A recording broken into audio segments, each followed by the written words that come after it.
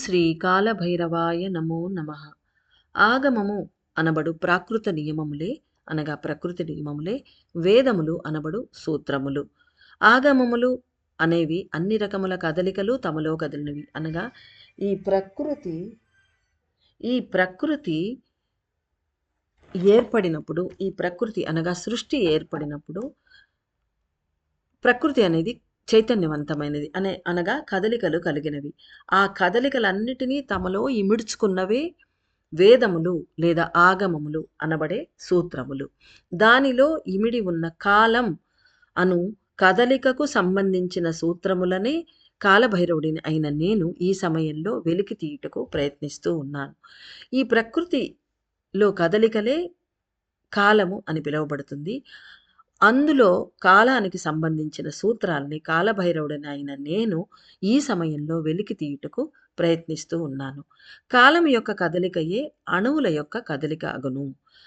అనగా ఈ సృష్టిలో అణువు పుట్టినప్పుడే సృష్టి మొదలవుతుంది. ఆ అణువు కదలికే కాలం యొక్క కదలిక అని మనం అర్థం చేసుకోవాలి. దైవముల కదలికలు ఇంకను ఈ విశ్వంలో జరిగే ఇతర అన్ని కదలికలు కూడా అణువులకు సంబంధించిన కదలికలే. ఎందుకనగా ఈ దైవములైన విశ్వంలో జరిగే ప్రతి ఏ కదలిక అయినా కూడా అక్కడ అణువు ఉంటేనే అది సంభవమవుతుంది. కాబట్టి ఏదైనా ఒక స్థితి యొక్క ఒకానొక అంతర్గత కదలిక అనగా లోపలి కదలిక ఏ అణువు యొక్క కదలికతో సమన్వయం అవుతుందో ఆ కదలికలే సూత్రములు అనబడతాయి అని గ్రహించండి. ఒకానొక స్థితి ఆ స్థితిలో అంతర్గతంగా ఏర్పడే కదలిక వేరొక అణువు యొక్క కదలికతో సమన్వయం అవుతుంది. అంటే 2 అణువులు అనుకోవచ్చు మనం ఇక్కడ. లేదు, ఒక గ్రహం కదులుతూ ఉంది. భూగ్రహమే తీసుకుందాం. భూగ్రహం కదులుతున్నది. దాని యొక్క లోపలి కదలిక వేరే ఒక అణువు కదలికతో ఏదైనా ఎనీథింగ్ కావచ్చు. అది ఒక వస్తువు కావచ్చు, ఒక శబ్దం కావచ్చు, ఒక నాదం కావచ్చు. దాని కదలిక అది కూడా ఒక అణువే కాబట్టి ఆ కదలికతో మ్యాచ్ అవుతుందో సమన్వయం అవుతుందో వాటిని సూత్రములు అనబడతాయి అని గ్రహించండి అంటున్నారు స్వామి. అంటే ఈ 2 గమనించి ఋషులు దాన్ని ఒక సూత్రము అని తెలిపారు మనకు వేదాలలో. ఆ సూత్రాన్నే ఇప్పుడు మనకు కాలభైరవుడు ఒకటొకటిగా చెప్తున్నారు. ఇంతవరకు మనకు 5 సూత్రాలని వెలువరించి వివరించారు. ఇప్పుడు సూత్రం యొక్క డెఫినిషన్ ఈ విధంగా మనకు చెప్పారు. మరలా చెప్పుకుందాము. ఏదైనా ఒక స్థితి యొక్క ఒకానొక అంతర్గత కదలిక ఏ అణువు యొక్క కదలికతో అనగా ఏ ఇతర అణువు యొక్క కదలికతో సమన్వయం అవుతుందో అనగా మ్యాచ్ అవుతుందో ఆ కదలికలే సూత్రములు అనబడతాయని గ్రహించండి. వాటినే కాలసూత్రములు అని అంటారు. ఆదిశక్తిని దీనిని కదిలించే సూత్రము అని అంటారు. ఆదిశివుని దీని యొక్క కదలని సూత్రము అని అంటారు.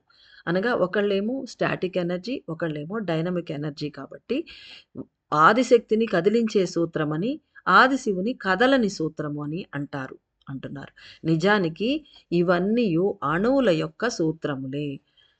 అందుకనే ఆదిశక్తి ఆదిశివుడు అన్నారు. ఆదిశక్తి కూడా అణువే, ఆదిశివుడు కూడా అణువే అని మనము ముందటి మెసేజ్ల్లో తెలుసుకొని ఉన్నాము. నిజానికి ఇవన్నీ అణువుల యొక్క సూత్రములే. కాలము అనేది అణువుల విభిన్నమైన కదలికలకు సంబంధించినది. కలియుగ ఎల్లలో ఏ విధమైన అణువులు ఏ విధముగా కదులును అను దానిని తెలుసుకొని కాల పరిస్థితులు అనబడే ఒకానొక స్థితిని అర్థం చేసుకొని ఏర్పడే మార్పులను సక్రమపరిచేదే భగవంతుని యొక్క పని అగును. కాలం అనేది ఇక్కడ అణువుల యొక్క భిన్నమైన కదలికలకు సంబంధించింది. ఒక్కొక్క కదలికకు ఒక్కొక్క కాలచక్రం ఏర్పడుతుందని మనం తెలుసుకొని ఉన్నాం. ఇక కలియుగ ఎల్లలో ఏ విధమైన అణువులు ఏ విధంగా కదులునో అంటే ఒక్కొక్క యుగంలో అంటే ఒక్కొక్క కాల పరిధిలో ఒక్కొక్క అణువులు ఒక్కొక్క రకమైన స్పందనలు కదలికలు ఉంటాయనేది మనకందరికీ తెలిసిన విషయమే. కాబట్టి కలియుగ ఎల్లలో ఏ విధమైన అణువులు ఏ విధంగా కదులును అను దానిని తెలుసుకొని కాల పరిస్థితులు అనబడే ఒక స్థితిని అర్థం చేసుకొని, అంటే పరిస్థితులు అంటే కలియుగ ఎల్లలో జరిగే పరిస్థితులు. ఇక్కడ మన పరిస్థితి చెప్పుకుంటే ఇప్పుడు ఉండే స్థితిగతులను బట్టి ఏర్పడే పరిస్థితులను ఆ స్థితిని అర్థం చేసుకొని అప్పుడు జరిగే మార్పులను, వాటిని మార్పులు మంచిగా కాకుండా ఉంటే వాటిని సరిచేసేది అనగా సక్రమపరిచేదే భగవంతుని యొక్క పని అగును. అంటే ఈ పని భగవంతుడిది. ఆత్మగాయత్రి మంత్రం అనేది ఆగమ వేదములు అను ప్రకృతి యొక్క కదలికల శాస్త్రము వలన ఏర్పడిన అద్భుతమైన స్థితి మార్పు అగును. అంటే స్థితిలో మార్పు తెచ్చేది కాగలదు. అంటే ఎందుకు ఇలా అంటున్నారంటే, ఆత్మగాయత్రి మంత్రం అనేది ఆగమ వేదములు అను ప్రకృతి యొక్క కదలికల శాస్త్రముల వలన ఏర్పడిన, అంటే ఎలా అర్థం చేసుకోవాలి? ముందర చెప్పిన లైన్ లైన్స్‌లో పారాగ్రాఫ్‌లో ఏం చెప్పారు? ఆగమ వేదములు అనేవి ప్రకృతి యొక్క కదలికలు. అవే సూత్రములుగా ఏర్పడినవి. అవే ఆగమ వేదములు అన్నారు. అంటే ఇవే ఆ శాస్త్రములు. ప్రకృతి కదిలినప్పుడు, ఆ కదలికలన్నీ ఒక నియమబద్ధంగా రాసినప్పుడు, లేదా తెలిపినప్పుడు, సూత్ర రూపంలో తెలిపినప్పుడు దాన్నే శాస్త్రం అంటారు. ఆ ఆగమ వేదములు అనబడు ప్రకృతి యొక్క కదలికల శాస్త్రముల వలన ఏర్పడిన ఒక అద్భుతమైన స్థితి. అంటే ఒక సూత్రం ఉంది. ఆ సూత్రం ప్రకారం ఒకటేదైనా చేసినప్పుడు ఒక ప్రిన్సిపల్ బేస్‌గా సైంటిఫిక్ మెథడ్స్ ఎలా జరుగుతాయో, అదే విధంగా ఆగమ వేదాలు అనే శాస్త్రాలు, ఆ శాస్త్రాల్లో తెలుపబడిన సూత్రాల బేస్ మీద ఏర్పడినదే మన ఆత్మగాయత్రి మహామంత్రం. వాటి ప్రకారమే అగస్త్యుల వారు 12 దేవతల సహాయంతో వారి శక్తితోటి అందులో నిబిడీకృతం చేసి, ఈ సూత్రాలను ఫాలో చేస్తూ తయారు చేసిందే ఆత్మగాయత్రి మంత్రం అని ఇక్కడ మనం పూర్తిగా అర్థం చేసుకోవాలి. ఈ విశ్వంలోని అన్ని స్థితుల యొక్క కదలికలు కూడా మార్పులకు లోనగునువే. అంటే ఏ స్థితి అయినా ఈరోజు ఉన్న స్థితి ఇంకొక రోజు ఉండదు. కాకుంటే దాని కాల పరిధి అనేది డిపెండ్ అపాన్ ద స్టేట్. ఒక్కొక్క స్థితి ఇప్పుడు ఒక యుగం అనే స్థితి మారిపోతుంది. కానీ యుగం అంటే దానికొక పెద్ద పరిధి ఉంది. ఆ పరిధి తర్వాత మారుతుంది. ఒక దినం అనేది దాని పరిధి 24 గంటలు. అలా దాని స్థితిని బట్టి కదలికలు మారుతాయి. కానీ ఈ విశ్వంలోని అన్ని స్థితుల యొక్క అన్ని కదలికలు కూడా మార్పులకు లోనయ్యేవే. ఈ ఈ విషయాన్ని మనం అర్థం చేసుకోవాలి. ఎప్పుడూ ఒకే విధంగా ఉండదు. కాకుంటే కాల పరిధి అనేది మారుతూ ఉంటుంది. బట్ మారేది మటుకు నిశ్చయమే అంటున్నారు స్వామి. ఒక స్థితిలో ఒక రకమైన అణువుల ప్రకంపనలు అధికంగా ఉండును. వేరొక సమయంలో వేరొక రకమైన అణువుల ప్రకంపనలు అధికంగా ఉండును. అంటే ఇవి కాక వేరొక అణువులు కదలవు అని దాని అర్థం కాదు.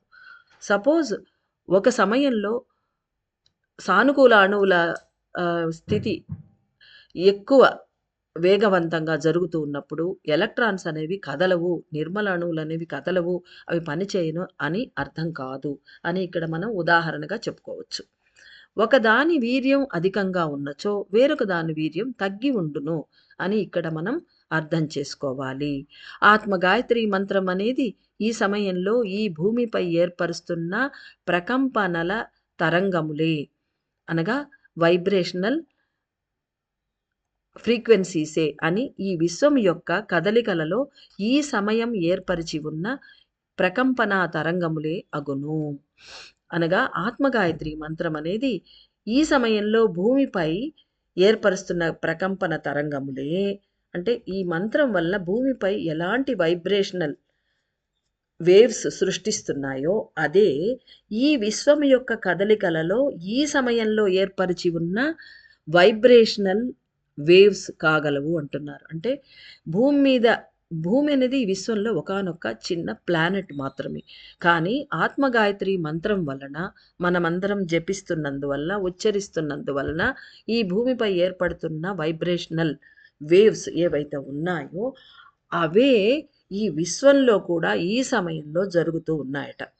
అంటే సేమ్ జరుగుతున్నాయి. ఎందువల్లంటే భూమికి అనుగుణంగా పైన వైబ్రేషన్స్ ఏర్పడుతున్నాయి. ఈ విశ్వంలో ఉన్న ఒక రకమైన అణువులో వీర్యవంతమైన కదలికలు విపరీతమైన ప్రకంపనలు సృష్టిస్తూ ఉన్నవి. అటువంటి ప్రకంపనలు సృష్టించగల మంత్రశబ్దములను అగస్త్య మహర్షి వారు వెలుపరిచి ఉన్నారు. కాలసూత్రం అనేది వీర్యవంతమైన ప్రకంపనల తరంగాలకు అనుగుణంగా వెలికి వచ్చును. 6వ కాలసూత్రం అనేది ప్రతి కదలికను సరిచేయుట ఎలా అనేది తెలియచేయును. కాలము అణువుల యొక్క వీర్యవంతమైన కదలికల వలన మారుతూ ఉండును. ఈ భూమిలో ఒకవైపు ఒక విధమైన కదలిక జరుగుతూ ఉండును. వేరొక వైపు వేరొక విధమైన కదలిక అనేది జరుగుతూనే ఉండును. అదే విధంగా వెలుపలి అణువుల కదలిక జరిగినప్పుడు జ్ఞాన అణువుల కదలికలు కూడా జరుగుతూ ఉంటును. ఇక్కడ మనం ఆలోచించాల్సిన విషయం ఏందంటే, ఇప్పుడు భూమి పైన వెలుపల మన మంత్రం చెప్పినప్పుడు లేదా మామూలుగానే వెలుపల అణువులు కదలిక జరుగుతూ ఉంటుంది. అలా జరిగినప్పుడు దానికి అనుగుణంగా లోపల జ్ఞాన అణువుల కదలిక కూడా జరుగుతూ ఉంటుంది. అంటే మంత్రం చెప్పకముందు ఒక విధమైన విపరీతమైన చర్యల మూలంగా భూమిపై ఏ రకమైన ఉత్పాతాలు గాని జరిగే విపరీతమైన విషయాల వలన ఒకానొక ప్రకంపనలు ఆ కదలికల మూలంగా ఏర్పడుతూ ఉన్నప్పుడు, ఇక్కడ మొదట కదలికల గురించి చెప్పుకుంటే ఎలా బయట కదలికలు జరుగుతున్నాయో అదే విధమైన మూమెంట్స్ కూడా లోపల జ్ఞాన అణువుల్లో కూడా జరుగుతూ ఉంటాయి. దానికి అకార్డింగ్లీ అది మార్చడానికే ఇక్కడ మనకు ఆత్మగాయత్రి వచ్చింది. అయితే కొన్ని సమయాలలో జ్ఞానం కురుస్తూ ఉండును, అధిక సమయాల్లో బాహ్య చర్యలు అధికంగా ఉండును. అంటే మంత్రం చెప్పక ముందు విషయం ఇదంతా. కొన్ని సమయాలలో జ్ఞాన అణువుల్లోంచి కురుస్తూ ఉంటుంది, అధిక సమయాల్లో బాహ్య చర్యలు అధికంగా ఉండును. అంటే దాన్ని డిపెండ్ అయ్యి లోపల కదలికలు ఉంటాయి.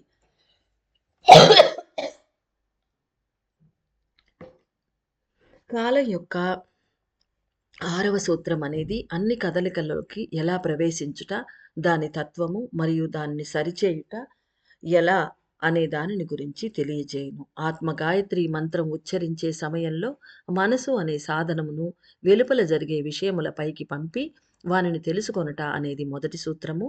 జపము ద్వారా లేదా ఉచ్చారణ ద్వారా ఉచ్చారణ తర్వాత ప్రశాంతంగా కూర్చొని ఉన్న సమయంలో మనసును ఏ విధంగా నిర్మల అణువుల ప్రకంపనల తరంగాల ఫ్రీక్వెన్సీతో అనగా నిర్మల అణువుల వైబ్రేషనల్ ఫ్రీక్వెన్సీతో కలిసిపోతున్నది మనసు అనే దానిని తెలిపేది రెండవ సూత్రం.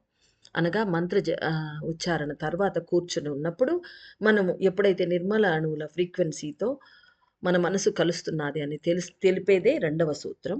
మంత్రాన్ని జపిస్తూనే ఉన్నప్పుడు ఏ విధంగా సానుకూల అణువుల వైబ్రేషన్ ఫ్రీక్వెన్సీతో కలిసిపోయి కదలవచ్చును అని తెలియజేసేది మూడవ సూత్రం. అంటే దాని వెంబడే ప్రయాణించి పోయేది అది తెలిపేది మూడవ సూత్రం. ప్రతి అక్షరము విడివిడిగా నెమ్మదిగా పలికినప్పుడు మనసు ఏ విధంగా జ్ఞాన అణువుల యొక్క సానుకూల శక్తులు వెలువరిచే వైబ్రేషనల్ ఫ్రీక్వెన్సీతో కలిసిపోతున్నది అనున్నది తెలియజేయనిది 4వ సూత్రం. సర్వ అను పదమును శరణాగతితో పలికినచో జరిగే అద్భుతమైన మార్పును గురించి తెలియజేయనిది 5వ సూత్రం అని తెలుసుకొనాలి. ఇక్కడ మరలా ఒక రివిజన్ అనేది జరుగుతూ ఉంటుంది మెసేజ్‌లో. లేదంటే మనం మర్చిపోతాం. మళ్ళీ మొదటి మెసేజ్ మనం చదవము కాబట్టి ఇక్కడ మళ్ళీ రివైజ్ చేస్తున్నారు. లేదంటే ఫాలో కావడం కష్టమైపోతుంది.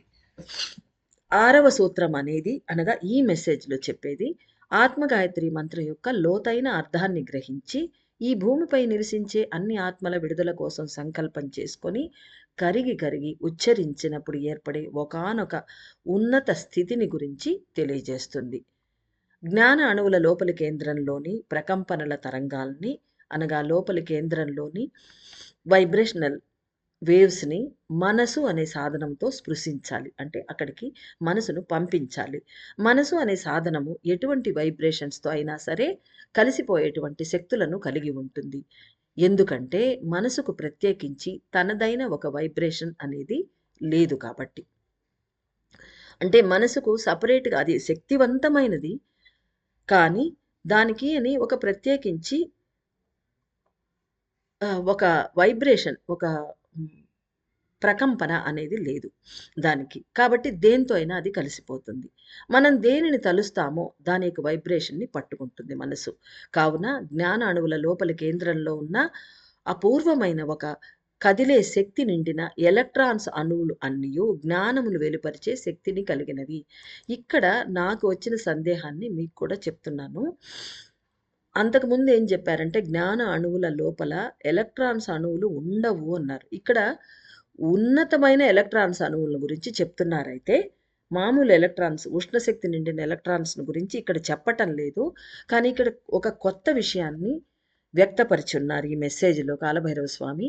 అది మేబీ మనకు నెక్స్ట్ మెసేజెస్‌లో డీటెయిల్డ్‌గా ఎక్స్‌ప్లెయిన్ చేస్తారేమో. కానీ ఇక్కడ నాకొచ్చిన సందేహం ఏందంటే, జ్ఞాన అణువుల్లో సానుకూల అణువులు అండ్ నిర్మల అణువులు మాత్రమే ఉంటాయి. ఎలక్ట్రాన్స్ ఉండవు అన్నారు.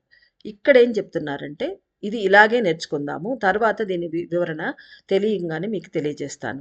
కావున జ్ఞాన అణువులు దేనిని తలుస్తామో దాని యొక్క వైబ్రేషన్స్‌ని పట్టుకునేదే మనసు. కావున జ్ఞాన అణువుల లోపలి కేంద్రంలో ఉన్న ఒక అపూర్వమైన కదిలే శక్తి నిండిన ఎలక్ట్రాన్స్ అణువులు అన్నియు జ్ఞానమును వెలుపరిచే శక్తులు కలిగినవి. మనస్సును జ్ఞాన అణువుల కేంద్రం లోతుల్లోకి పంపినప్పుడు ప్రోటాన్స్ మరియు న్యూట్రాన్స్ ఇవే సానుకూల మరియు నిర్మల అణువులు పంపినప్పుడు ప్రోటాన్స్ మరియు న్యూట్రాన్స్ అనబడు అణువులను దాటి ముత్యపు చిప్పలో ఉండే ఒక ముత్యము వలె అపూర్వ శక్తులు కలిగిన గొప్ప జ్ఞానమును తమలో కలిగిన ఎలక్ట్రాన్స్ అణువులు అచట నిలిచి ఉండుటను గమనించవచ్చును. ఇక్కడ కొంత క్లియర్ అవుతున్నట్టుగా ఉంది. బట్ పూర్తిగా కాదు. అంటే మనకేం చెప్పారు, జ్ఞాన అణువుల్లో ప్రోటాన్స్ మరియు న్యూట్రాన్స్ మట్టుకే ఉంటాయి. ఎలక్ట్రాన్స్ ఉండవు అన్నారు. ఇక్కడ ఏమన్నారు, ప్రోటాన్స్ మరియు న్యూట్రాన్స్ దాటి చెప్తున్నారు. ఇంకా లోతుల్లోకి వెళ్ళిపోవాలి. అలా వెళ్ళినప్పుడు ముత్యపు చిప్ప ఏదైతే ఉంటుందో సిప్పి అది తెరిచినప్పుడు అందులో పర్ల్ ఎలాగైతే ఉంటుందో ఆ విధంగా ఈ లోపలికి వెళ్ళినప్పుడు అక్కడ తెరుచుకున్నప్పుడు గొప్ప జ్ఞానాన్ని తమలో ఇముడ్చుకొని ఉన్న ఎలక్ట్రాన్ అణువులు ఉంటాయట. వీటి తత్వం ఎలా ఉంటుందంటే అవి అన్నీయు స్వార్థరహితమైనవి. కాబట్టి బయట మనకు మెన్షన్ చేసిన ఎలక్ట్రాన్స్ వీటికి సంబంధం లేదు. ఇవన్నీయు స్వార్థరహితమైనవి. తమ ఉనికిని మరిచినవి. అంటే తమ అస్తిత్వమే వాటికి తెలీదు. తమ స్వంత కదలికలకు తమ శక్తులను అందించవు. ఎందుకంటే వాటి నుండి వెలువడే వైబ్రేషన్స్ అనేవి అత్యంత వీర్యవంతమైనవి. పలు అణువుల వైబ్రేషన్స్‌ని ఒకటిగా కలిగి ఉన్నవి. అంటే ఇవి అద్భుతమైన ఎలక్ట్రాన్స్ అన్నమాట. ఆత్మగాయత్రి మంత్రాన్ని పలికి ధ్యానించినప్పుడు దేనిని గురించి ఆలోచించక ఈ లోకంలో అన్ని ఆత్మలు విడుదల కావాలి అని మాత్రమే ప్రార్థన చేసినచో ఒక సమయంలో లోపల వైబ్రేషన్స్‌తో మనసు కలియగలదు. అంటే ఇక్కడ మనకు అర్థమయ్యేది ఏందంటే, ఈ ఎలక్ట్రాన్స్ అణువులనేవి స్వార్థరహితమైనవి. తమ అస్తిత్వాన్ని సైతం మర్చిపోయి ఉన్నవి. వాటి కదలికల కోసం వాటి నుంచి వాటి దగ్గర ఉండే శక్తిని కూడా యూజ్ చేయనివి. అలాంటి వాటి వరకు వెళ్ళాలి అంటే ఈ నిర్మల, సానుకూల లేదా న్యూట్రాన్స్ ప్రోటాన్స్‌ని దాటి మనం ఇంతవరకు ఈ ఎలక్ట్రాన్స్ వరకు ఉన్నతమైన ఎలక్ట్రాన్స్ వరకు మనం చేరాలి అంటే ఆత్మగాయత్రి మంత్రం అప్పుడు మన సంకల్పం అద్భుతమైన నిస్వార్థమైనదిగా ఉండాలి అని మనకు అర్థమవుతోంది. అప్పుడు మాత్రమే అంత లోపలికి మనం వెళ్ళగలం. ఆత్మగాయత్రి మంత్రాన్ని పలికి ధ్యానించినప్పుడు దేనిని గురించి ఆలోచించక ఈ లోకంలో అన్ని ఆత్మలు విడుదల కావాలి అని మాత్రమే ప్రార్థన చేసినచో, అనగా ఇంత ఉత్తమమైన నిస్వార్థమైన ప్రార్థన చేసినచో ఒక సమయంలో అంటే చేస్తూ ఉండగా ఒక సమయంలో ఒక టైంలో లోపల వైబ్రేషన్స్‌తో మనసు కలియగలదు. నాకు ఆత్మ విడుదల కావాలి అను కోరికను దాటి ఈ ప్రదేశంలోని అన్ని ఆత్మలు విడుదల పొందాలి అనే ప్రార్థనయే అధికమగును. అంటే ఇలాంటి లోపల కలిసినప్పుడు మనకింకా మన గురించిన చింతన ఉండదు. ఆ ఎలక్ట్రాన్స్ మాదిరే మన అస్తిత్వం మనం మర్చిపోతాము. మనకు కూడా ఆత్మ విడుదల కావాలి, మనం గూడా మోక్షం పొందాలి అనే కోరిక కూడా మనకు చచ్చిపోతుంది. అంటే అదసలు ఉండదు. దాని అస్తిత్వమే ఉండదు. ఇతర ఆత్మలు విడుదల కావాలి అన్న ప్రార్థనయే అధికమగును. ఒక తపన కూడా ఏర్పడును. ఇది చాలా మందిలో ఇప్పుడు మీరు గమనించుకుంటే మీలో ఒక తపించిపోవడం అనేది అందరిలో ఇప్పుడు ఏర్పడి ఉన్నది. ఆత్మగాయత్రి మంత్రం చదివే వారందరిలో ఒక తెలియని, అది అశాంతి అంటే కాదు, ఒకానొక తపన ఏర్పడిపోయి ఉన్నది. ఏదో చెయ్యాలి అనే, ఏదో తెలియాలి అనే తపన. కరిగిపోవుట అనేది తీవ్రంగా జరుగును. ఇది గూడా అందరూ గమనించుకొని ఉంటారు. అటువంటి సమయంలో ఏర్పడే వైబ్రేషన్స్ అయస్కాంత ప్రకంపనల తరంగాలను ప్రేరేపించును. మ్యాగ్నెటిక్ వైబ్రేషన్స్ వేవ్స్‌ని అవి టచ్ చేస్తాయన్నమాట. ఈ విధంగా తీవ్రంగా కరిగిపోయినప్పుడు. దాని వలననే అన్ని విధముల కాల అంగములు సరిచేయబడును. ఎప్పుడైతే ఈ మ్యాగ్నెటిక్ వైబ్రేషన్స్, వేవ్స్ ఎంటర్ అవుతాయో పిక్చర్‌లోకి, అన్ని కాల అంగములు సరిచేయబడును. శరీరము మరియు ప్రాణమునకు సంబంధించిన కదలికలు కూడా సరిచేయబడును. ఎలా అంటే జ్ఞాన అణువుల కేంద్రం లోపలి లోతుల్లో ఉన్న మహాజ్ఞాన ప్రకంపనలకు, అనగా ఆ ఉత్తమమైన ఎలక్ట్రాన్స్ వల్ల వచ్చే వైబ్రేషన్స్‌కి అన్నిటినీ సరిచేసే శక్తి ఉంటుంది. భావనలతో సమాజ శ్రేయస్సు కోరినచో కాలం యొక్క 6వ సూత్రమును అందరూ సులభముగా తెలుసుకొనగలరు. నా పరిపూర్ణమైన ఆశీస్సులు.